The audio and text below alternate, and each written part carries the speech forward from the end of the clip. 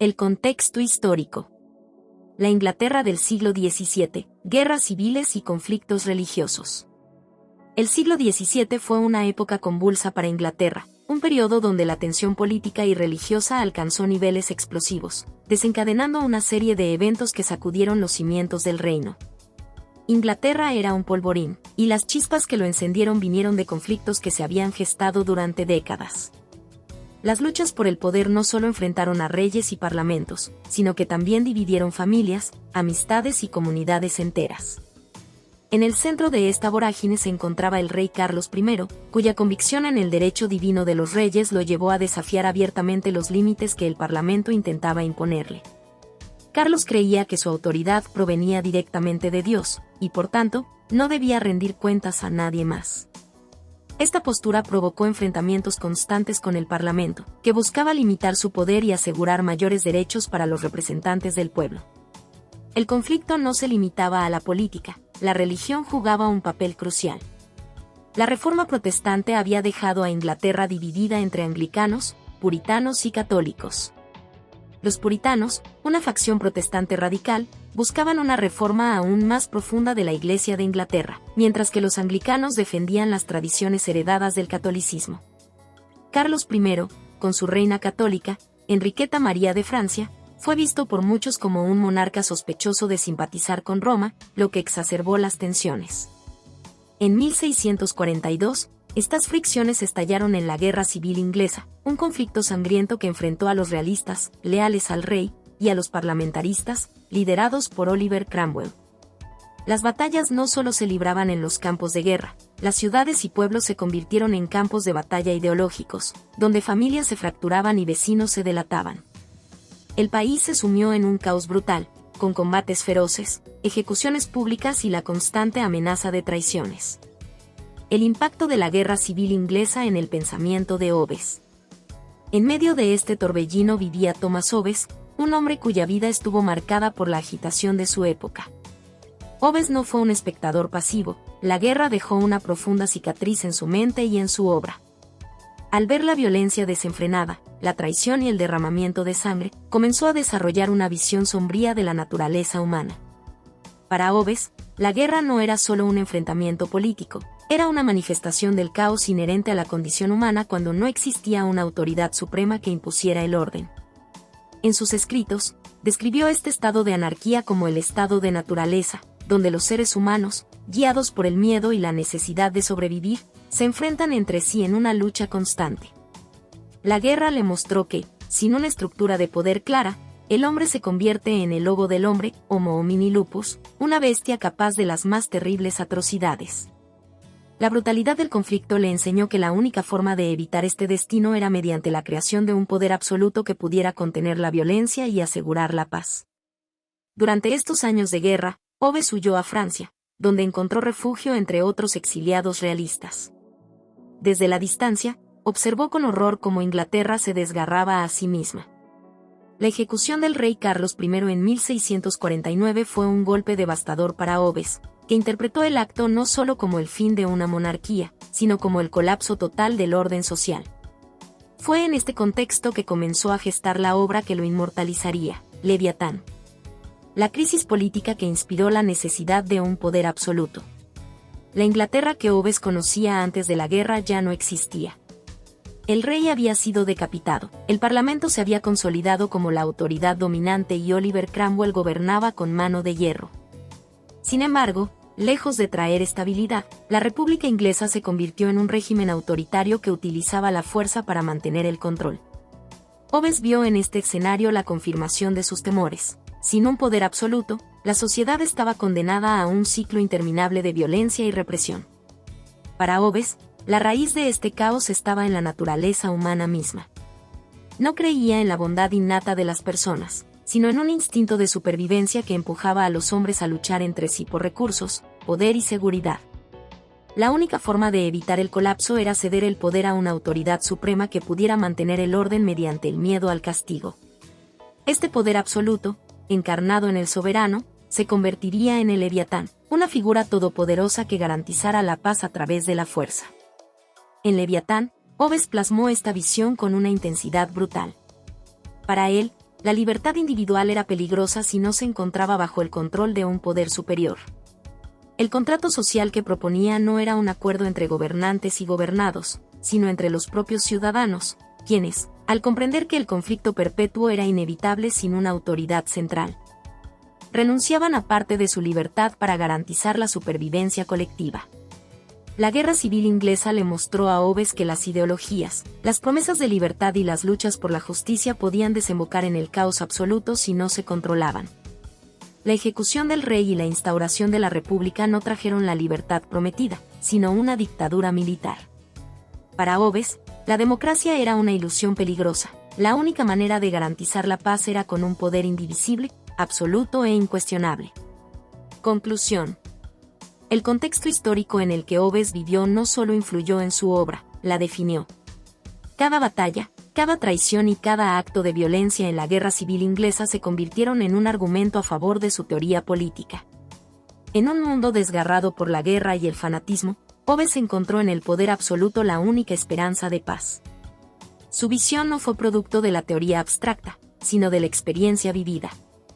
Cuando escribió Leviatán, no lo hizo desde la distancia de un filósofo, sino desde la desesperación de un hombre que había visto a su país arder en llamas y que creía que solo un poder supremo podría apagar ese fuego. La Inglaterra del siglo XVII fue un laboratorio del caos, y Hobbes fue su cronista más sombrío. Para él, la lección era clara: sin un Leviatán que impusiera el orden, la humanidad estaba condenada a devorarse a sí misma. La vida de Thomas Hobbes. Infancia y educación, el nacimiento en tiempos turbulentos.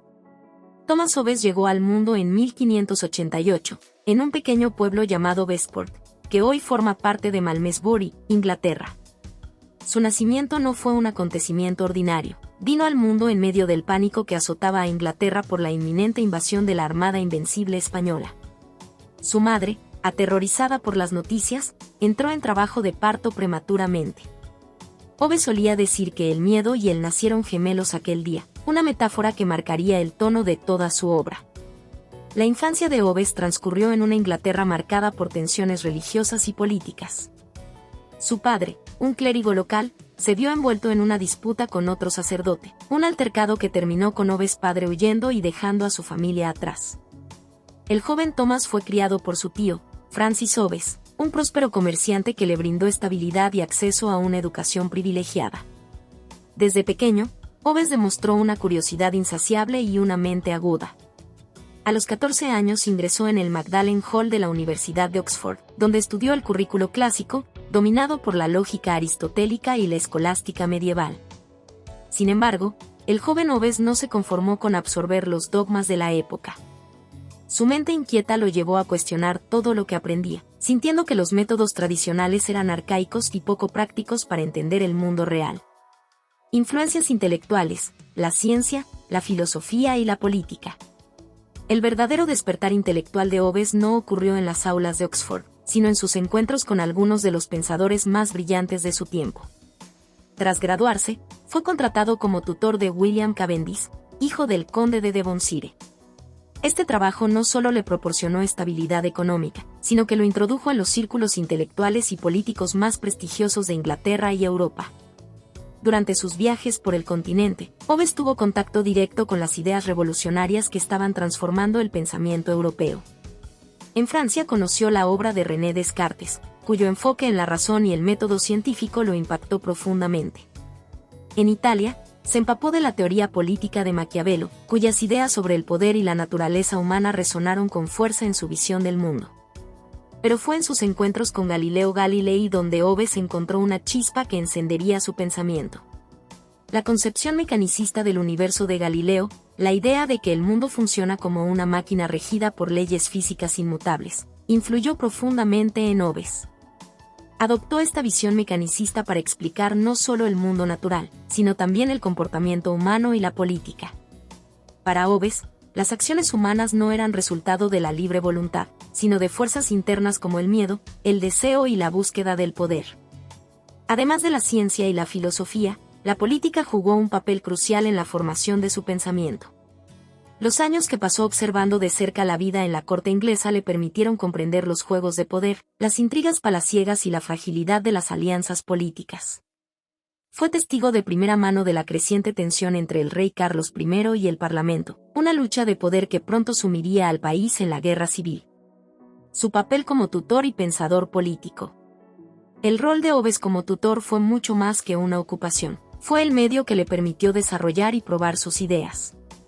La familia Cavendish no solo le dio empleo, sino que se convirtió en su protectora y mecenas, permitiéndole acceder a las bibliotecas más selectas y rodearse de influyentes pensadores. Hobbes aprovechó cada oportunidad para educar a sus pupilos no solo en los clásicos, sino en sus propias teorías políticas y filosóficas. Mientras educaba a la nobleza, Hobbes perfeccionaba su visión del mundo. Observó de cerca cómo los nobles maniobraban para ganar influencia y poder, cómo las lealtades se compraban y vendían, y cómo el miedo y la ambición eran los motores invisibles detrás de cada acción. Estas observaciones se convirtieron en la base de su obra más célebre, Leviatán, donde describe la necesidad de un poder absoluto para contener los impulsos destructivos de los hombres. Durante la Guerra Civil Inglesa, Hobbes se vio obligado a exiliarse en Francia, donde continuó desarrollando sus ideas mientras observaba desde la distancia cómo su país se desgarraba en la lucha entre monarquía y parlamento. En ese periodo escribió tratados políticos que circularon clandestinamente entre la nobleza exiliada, consolidándose como una figura clave en el pensamiento realista. Su obra no pasó desapercibida. Leviatán fue publicado en 1651, en medio del caos político que siguió a la ejecución de Carlos I y la instauración del régimen de Oliver Cromwell. El libro fue una bomba en el ámbito intelectual de la época. Hobbes no solo defendía la necesidad de un poder absoluto, sino que lo hacía con una lógica implacable, describiendo un mundo donde la única alternativa al gobierno absoluto era el caos perpetuo. El impacto de su obra fue inmediato y polarizador. Fue acusado de ser un defensor del absolutismo monárquico, un ateo y un enemigo de la libertad. Al mismo tiempo, se ganó el respeto y el temor de muchos intelectuales y políticos. Hobbes no se dejó amedrentar. Para él, su misión era clara: advertir al mundo del peligro de la anarquía y ofrecer una solución racional basada en la naturaleza humana. Conclusión. La vida de Thomas Hobbes fue una odisea intelectual y emocional. Nacido en medio del miedo, criado en tiempos de inestabilidad y educado en las ideas más revolucionarias de su tiempo, Hobbes emergió como una de las mentes más influyentes de la filosofía política. Su viaje lo llevó a los rincones más oscuros de la naturaleza humana, donde descubrió que el miedo, la ambición y el deseo de poder no eran aberraciones, sino la esencia misma de nuestra existencia. Cada experiencia, cada batalla, cada exilio se reflejó en sus escritos. Hobbes no fue solo un pensador, sino un testigo de su tiempo, alguien que vio a su país desmoronarse y que, desde las sombras, intentó construir una teoría que ofreciera orden en medio del caos. Su legado, inmortalizado en Leviatán, sigue resonando en los debates políticos y filosóficos hasta hoy, como un recordatorio de que, cuando el poder no tiene límites, el miedo puede convertirse en el arquitecto del destino humano. El Leviatán, la obra y su significado. La oscuridad se cierne sobre la Europa del siglo XVII. Inglaterra arde en medio de una guerra civil, los tronos tiemblan y la fe se desmorona. En ese escenario de caos y desesperanza, un hombre escribe frenéticamente, como si el destino del mundo dependiera de cada palabra que traza en el pergamino. Ese hombre es Thomas Hobbes, y la obra que está a punto de entregar al mundo se convertirá en uno de los tratados políticos más controversiales y poderosos jamás escritos, Leviatán. El origen del título y la metáfora del monstruo marino. ¿Por qué llamar a su obra Leviatán? No fue una elección casual. Hobbes recurrió a uno de los símbolos más aterradores y poderosos de la tradición judeocristiana, el monstruo marino descrito en el Antiguo Testamento. Una bestia colosal que emerge de las profundidades para sembrar el caos y la destrucción. En el libro de Job, el Leviatán es descrito como una criatura invencible, cuyo cuerpo está cubierto de escamas impenetrables y cuya furia no puede ser contenida por ningún mortal.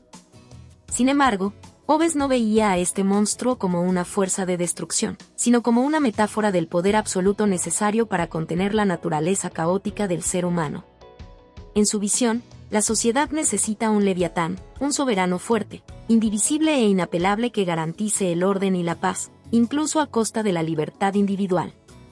Este monstruo no es una amenaza, sino un protector, un guardián que mantiene a raya las fuerzas de la anarquía y el desorden. Estructura de la obra, naturaleza humana, contrato social y soberanía. Leviatán no es un simple tratado político, es un viaje al corazón mismo de la condición humana.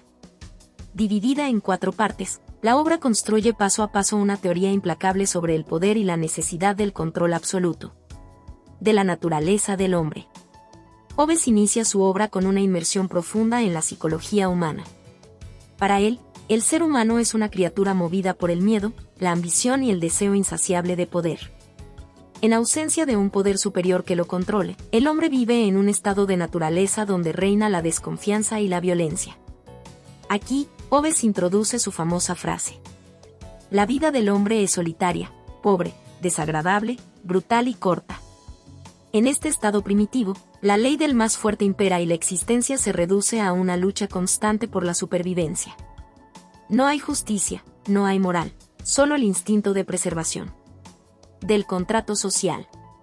Pero incluso en medio de este caos, el ser humano es capaz de razonar. Hobbes postula que, para escapar del estado de naturaleza, los individuos acuerdan ceder parte de su libertad a un poder soberano a cambio de seguridad y orden. Este pacto, conocido como contrato social, no es un acuerdo entre iguales, sino un acto de sumisión al poder absoluto de Leviatán. Aquí radica la esencia de su teoría: la autoridad no emana de un derecho divino, sino de la voluntad de los individuos que, por miedo al caos, eligen ser gobernados. El soberano no es un rey por mandato de Dios, sino un ser humano investido con el poder absoluto de mantener la paz y la estabilidad. Del poder absoluto. En la tercera parte, Hobbes describe la estructura del poder soberano. Para él, la autoridad debe ser indivisible y absoluta. El Leviatán no puede ser desafiado ni cuestionado, pues hacerlo sería invocar nuevamente el caos del estado de naturaleza. El soberano tiene el poder de dictar las leyes, administrar la justicia, controlar la educación, en última instancia, decidir sobre la vida y la muerte de sus súbditos. La obediencia no es una opción, sino una necesidad. En palabras de Hobbes: sin el poder de la espada, los pactos son palabras vacías. Del reino de las tinieblas. La última parte de la obra es una feroz crítica a la religión y la superstición, a las cuales Hobbes culpa de muchos de los conflictos que azotan a la humanidad. Según él, las interpretaciones religiosas erróneas y los fanatismos son armas peligrosas que pueden desestabilizar el orden social. Solo el soberano tiene el derecho de interpretar la voluntad divina y dictar los preceptos religiosos. El poder absoluto como solución al caos. ¿Por qué Hobbes defiende con tanta vehemencia la necesidad de un poder absoluto? La respuesta yace en su propia experiencia de vida. Había visto a Inglaterra desgarrarse por la guerra civil, con facciones rivales luchando por imponer su visión del mundo. Había visto a reyes decapitados, gobiernos derrocados y sociedades sumidas en el terror y la incertidumbre. Para Hobbes, la libertad sin control no era un ideal a alcanzar, sino una amenaza mortal. El caos, el miedo y la violencia eran los verdaderos enemigos del hombre. El Leviatán, con toda su fuerza y brutalidad, no era un tirano, sino un salvador. La única forma de garantizar la paz era concentrar el poder en una sola entidad que pudiera sofocar cualquier intento de rebelión o desorden. El precio de esta paz era alto. Los individuos debían renunciar a su libertad y someterse a la voluntad del soberano. Pero para Hobbes, esta no era una elección, sino una necesidad. La alternativa era el infierno del estado de naturaleza, donde cada hombre era un lobo para el hombre. Conclusión. Leviatán no es solo una obra de filosofía política, es un grito desesperado por el orden en medio del caos. Hobbes no escribió desde la comodidad de una torre de marfil, sino desde el ojo de la tormenta, con la guerra rugiendo a su alrededor. Cada página destila urgencia, miedo y la firme convicción de que la única salvación para la humanidad es un poder absoluto que imponga la paz a cualquier costo. El Leviatán no es un monstruo. El monstruo es el hombre cuando se le deja a su suerte. Y la única forma de domesticar esa bestia es crear una aún más grande y poderosa, capaz de someterla con su sola presencia. Hobbes nos obliga a mirar en el abismo de nuestra propia naturaleza y a aceptar que, en el fondo, todos necesitamos un Leviatán que nos proteja de nosotros mismos. La naturaleza humana según Hobbes. El viento sopla gélido sobre el paisaje desolado. Imagina un mundo donde no existen leyes, ni reyes, ni jueces. No hay policía que te proteja, ni tribunales que escuchen tus quejas. Un lugar donde la fuerza es la única ley y la traición es tan común como la respiración. Ese mundo no es una fantasía posapocalíptica, sino la visión cruda y descarnada que Thomas Hobbes tenía del ser humano cuando se le despoja de todo control, el estado de naturaleza. El estado de naturaleza, una vida solitaria, pobre, desagradable, brutal y corta. Para Hobbes, el estado de naturaleza era la representación más auténtica de lo que el ser humano es cuando no está sometido a la autoridad. Imaginemos un mundo primitivo donde no hay leyes ni gobiernos, donde los hombres vagan por el paisaje desolado, siempre alerta, siempre sospechando del prójimo. En ese estado, el hombre es una criatura condenada a la desconfianza perpetua, atrapada en un ciclo infinito de miedo y violencia. La frase más famosa de Hobbes, que encapsula este horror, resuena como un martillazo en la conciencia colectiva. La vida del hombre es solitaria, pobre, desagradable, brutal y corta. ¿Por qué tan pesimista? Porque en este estado primitivo, la vida se reduce a una lucha constante por la supervivencia. No existe la propiedad privada, solo la posesión momentánea. No hay justicia, porque no hay leyes. Cada hombre es su propia ley, y la única garantía de supervivencia es ser más fuerte o más astuto que los demás. En este escenario, no hay amigos, solo alianzas temporales.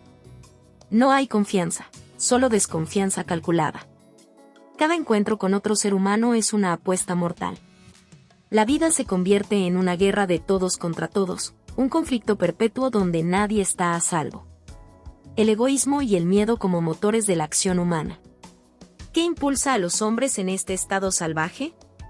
Hobbes identifica dos motores fundamentales, el egoísmo y el miedo. El egoísmo. En la visión hobbesiana, el ser humano es egoísta por naturaleza. Cada acción, incluso las que parecen altruistas, están motivadas por el deseo de obtener algo a cambio, seguridad, poder, reconocimiento o simplemente la supervivencia. Para Hobbes, no existe la bondad desinteresada. Toda acción es el resultado de un cálculo personal. Imagina un hombre en el estado de naturaleza que encuentra un manantial. Tiene dos opciones, compartirlo con otros o guardarlo para sí mismo. Compartirlo podría darle aliados temporales, pero también atraería la atención de aquellos que podrían matarlo para quedarse con el agua. Guardarlo para sí mismo lo mantiene con vida, hasta que alguien más lo descubra. El miedo. Sin embargo, el egoísmo no es el único motor. El miedo es una fuerza aún más poderosa. En el estado de naturaleza, el peligro acecha en cada esquina. Nadie puede dormir tranquilo, porque en cualquier momento alguien puede entrar en su refugio y matarlo mientras duerme. El miedo constante moldea el comportamiento humano, convirtiendo la desconfianza en una segunda naturaleza. Este miedo no es irracional, es la única emoción que garantiza la supervivencia. Es el miedo lo que empuja al hombre a estar siempre alerta, a desconfiar de los demás y a actuar primero antes de que el otro lo haga. La paranoia se convierte en la principal herramienta de defensa. La necesidad de un pacto social para escapar del conflicto constante. Pero el miedo y el egoísmo también generan otra cosa, la necesidad de un pacto. Hobbes entendía que, aunque el hombre es egoísta y temeroso, también es racional. Y esa racionalidad lo lleva a comprender que no puede vivir eternamente en el miedo. Así nace la idea del contrato social. En medio del caos, los hombres deciden, por puro instinto de conservación, renunciar a parte de su libertad y someterse a una autoridad superior. No lo hacen por amor al prójimo ni por un sentido de justicia, sino porque entienden que un poder centralizado puede garantizarles algo que nunca tendrán en el estado de naturaleza: seguridad. Este pacto no es una negociación entre iguales, sino un acto de rendición ante el poder absoluto. Los hombres entregan su derecho a la violencia a Leviatán, el soberano todopoderoso, a cambio de protección y orden. El Leviatán se convierte en el guardián de la paz, el único que puede ejercer la fuerza y dictar las reglas. El contrato social, en la visión de Hobbes, no es un acuerdo moral, sino un pacto de supervivencia. Los hombres aceptan la autoridad absoluta no porque crean en la justicia, sino porque saben que es la única forma de escapar del infierno del estado de naturaleza. Conclusión. En el corazón de la filosofía de Hobbes late un miedo primordial, el miedo a la anarquía, al desorden, a la violencia desatada. Para él, el hombre no es inherentemente bueno ni malo, es una criatura movida por la necesidad de sobrevivir, dispuesta a todo para proteger su vida y sus intereses. El Leviatán no nace del deseo de justicia, sino del pavor al caos. No es un símbolo de tiranía, sino de salvación. Porque, en el fondo, Hobbes entendía algo que muchos prefieren ignorar: la verdadera naturaleza del hombre no es la compasión, sino la lucha constante por el poder y la supervivencia. Y la única forma de contener esa naturaleza es someterla a una fuerza aún mayor. La historia de la humanidad, vista a través de los ojos de Hobbes, no es la historia del progreso o de la iluminación, sino la eterna lucha entre el miedo y el poder. Y en ese juego mortal, solo el Leviatán puede garantizar la paz. El soberano absoluto. En las tinieblas del caos, donde la desconfianza y la violencia reinan sin control, surge una figura colosal, imponente, casi mítica: el Leviatán. No es solo un gobernante, sino la encarnación del poder absoluto, un guardián que se alza sobre las cenizas de la anarquía para imponer orden con puño de hierro. Para Hobbes, este soberano absoluto es la única barrera que separa a la humanidad de la autodestrucción. La justificación del poder absoluto: evitar la guerra de todos contra todos. En el estado de naturaleza, la vida es un infierno perpetuo. Los hombres, impulsados por el egoísmo y el miedo, se atacan unos a otros en un frenesí de desconfianza y violencia. No hay piedad, no hay seguridad, solo la certeza de que el próximo encuentro puede ser el último. En este escenario apocalíptico, Hobbes ve solo una salida: la creación de un poder absoluto que domine a todos. El contrato social es un pacto de supervivencia. Los individuos, aterrorizados por la posibilidad de una muerte violenta, acuerdan renunciar a sus derechos naturales, el derecho a hacer todo lo que consideren necesario para protegerse. Y se lo ceden a una autoridad suprema. Este soberano absoluto se convierte en el árbitro final de la vida y la muerte, el único capaz de imponer orden y garantizar la paz. Pero este pacto no es entre el soberano y los súbditos, sino entre los propios individuos. Cada persona renuncia a su poder en favor de una entidad superior que, a partir de ese momento, actúa con autoridad absoluta. El Leviatán no pide permiso, se impone como la única fuerza capaz de sofocar la guerra de todos contra todos. Para Hobbes, esta cesión del poder no es una cuestión de justicia o moralidad, sino de supervivencia. Sin un poder absoluto, la humanidad se consumiría en la violencia perpetua. Solo la existencia de un soberano con el poder de imponer la ley puede salvar a los hombres de sí mismos. Los derechos del soberano y las obligaciones de los súbditos. El Leviatán es omnipotente.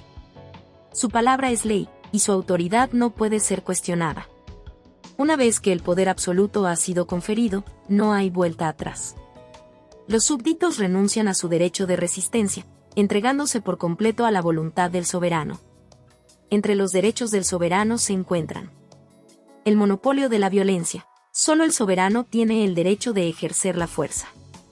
Esto asegura que ningún individuo o grupo pueda desafiar su autoridad sin enfrentarse a la represión. El control de la ley. Las leyes no provienen de la moral o la tradición, sino de la voluntad del soberano. Él define qué es justo e injusto. El poder de la censura. Para evitar la discordia, el soberano controla la información y las opiniones.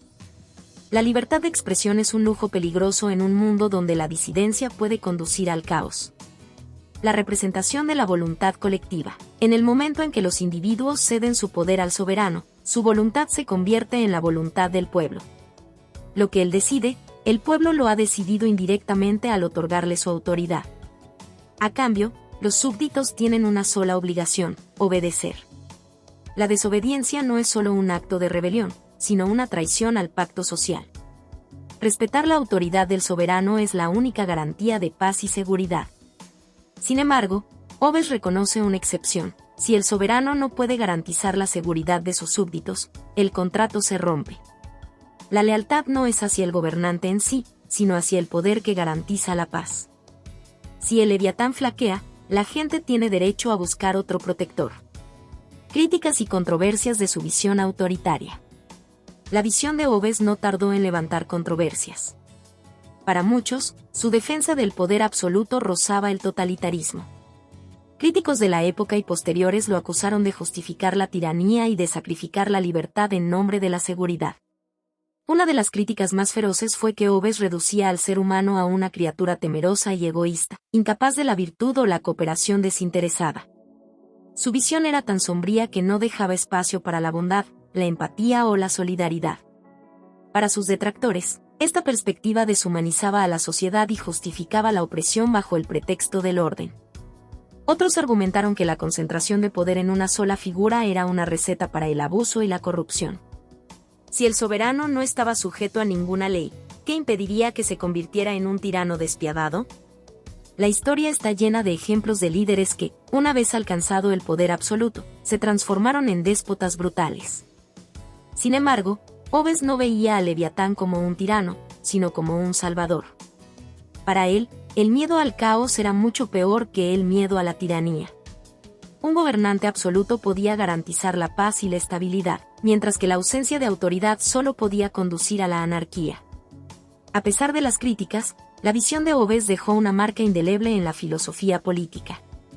Su obra inspiró tanto a absolutistas como a republicanos, y su idea del contrato social influyó en pensadores como John Locke y Jean-Jacques Rousseau, quienes desarrollarían versiones más optimistas del pacto social. Conclusión. El soberano absoluto de Hobbes no es un rey de carne y hueso, sino un principio de orden y control. Es la personificación del miedo a la anarquía, la encarnación del deseo de seguridad en un mundo cruel y violento. Para Hobbes, el Leviatán es la única barrera entre el hombre y su propia naturaleza destructiva. En un mundo donde la vida es solitaria, pobre, desagradable, brutal y corta, el poder absoluto no es una opción, sino una necesidad. Y aunque muchos lo vieron como un apologista de la tiranía, Hobbes no defendía la opresión, sino la supervivencia. En su visión, la humanidad solo tiene dos opciones: someterse al Leviatán o perecer en el caos. El legado de Hobbes. Cuando Thomas Hobbes escribió Leviatán en 1651, no solo dejó una obra monumental, sino que también desató una tormenta filosófica cuyas ondas expansivas continúan sintiéndose hasta nuestros días. Su visión del ser humano y del poder absoluto sacudió los cimientos del pensamiento político, provocando tanto admiración como repulsión. Para algunos, Hobbes fue un visionario, para otros, un apologista del autoritarismo. Pero una cosa es indiscutible: su legado cambió la historia del pensamiento político para siempre. El impacto de Leviatán en la filosofía política. Leviatán fue un grito en la oscuridad, una advertencia desesperada sobre los peligros de la anarquía y la necesidad de un poder centralizado. La idea de que el ser humano, en su estado natural, es egoísta y violento, resonó como un trueno entre los pensadores de la época. Hobbes no solo describió un mundo donde la vida era solitaria, pobre, desagradable, brutal y corta, sino que también ofreció una solución radical: la entrega total del poder a un soberano absoluto. Un Leviatán que aplastara la discordia y garantizara la paz. La audacia de esta propuesta sacudió el pensamiento político europeo. Para algunos, Hobbes había revelado una verdad incómoda: que la civilización solo se sostiene mediante la fuerza y el miedo. Para otros, su visión era una amenaza a la libertad individual, una justificación del despotismo disfrazada de filosofía. Sin embargo, su influencia fue innegable. Con Leviatán, Hobbes inauguró una nueva era de reflexión sobre el poder y la naturaleza humana. La idea de que el Estado no es una entidad divina, sino una construcción humana para evitar el caos, fue revolucionaria. Por primera vez, el poder absoluto se justificaba no por derecho divino, sino por necesidad práctica. Este enfoque secular del poder político abrió la puerta a nuevas formas de pensar el Estado y la autoridad. Comparación con otros pensadores del contrato social. El legado de Hobbes no se detuvo en su propia obra. Su visión del contrato social influyó en generaciones de pensadores, algunos de los cuales adoptaron sus ideas mientras que otros las combatieron ferozmente. John Locke. Si Hobbes fue el profeta del miedo, Locke fue el apóstol de la libertad. Para Locke, el estado de naturaleza no era un infierno de violencia, sino un lugar donde los hombres eran razonables y podían convivir en relativa paz. Mientras Hobbes defendía un poder absoluto para evitar el caos, Locke proponía un gobierno limitado, cuya única función era proteger los derechos naturales de los individuos: la vida, la libertad y la propiedad. La diferencia crucial entre ambos radica en la naturaleza del pacto social. Para Hobbes, el pacto era irrevocable. Una vez que los individuos cedían su poder al soberano, no podían recuperarlo. En cambio, Locke sostenía que el pacto era condicional.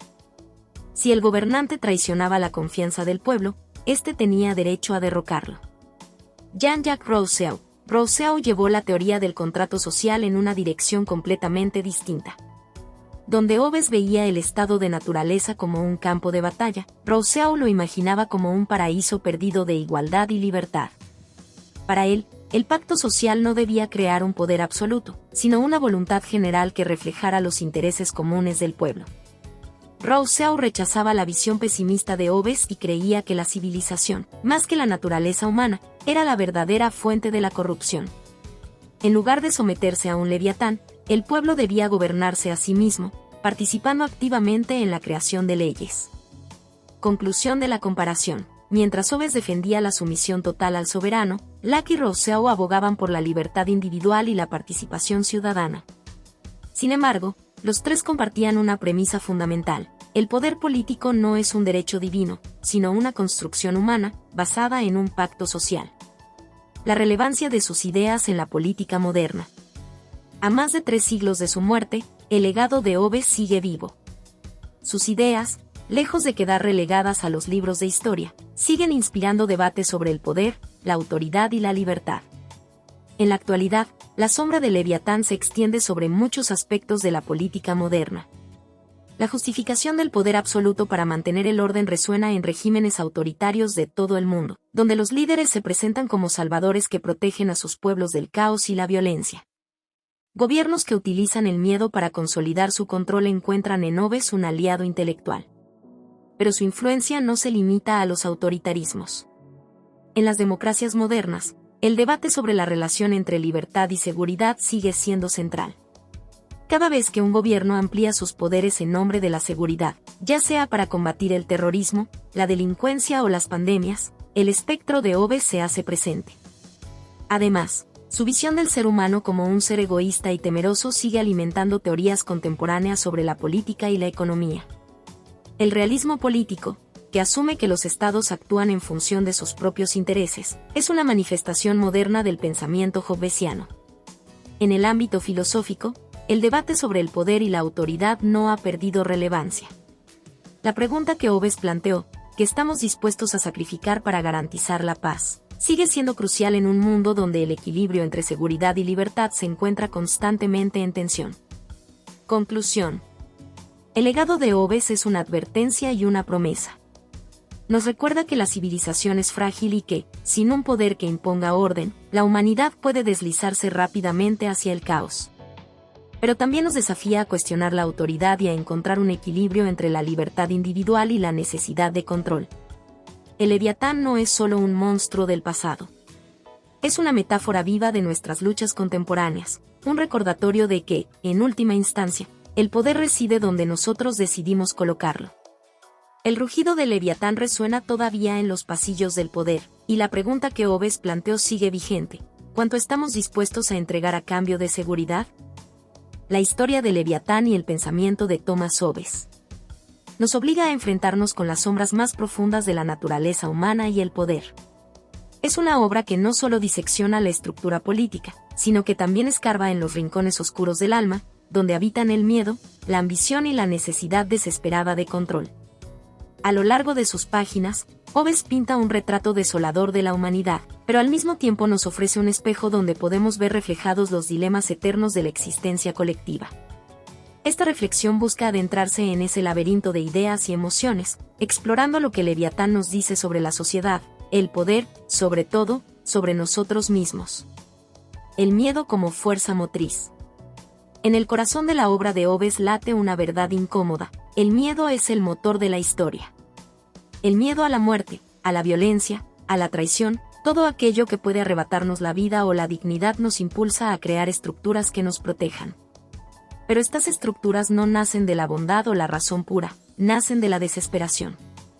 El estado de naturaleza que Hobbes describe no es solo un campo de batalla físico, sino un infierno psicológico donde el peligro acecha en cada esquina y la confianza es un lujo que nadie puede permitirse. En ese mundo primigenio, el hombre es lobo del hombre, y la única salida del caos es la creación de un poder absoluto, una entidad tan temible que su mera existencia disuade la violencia.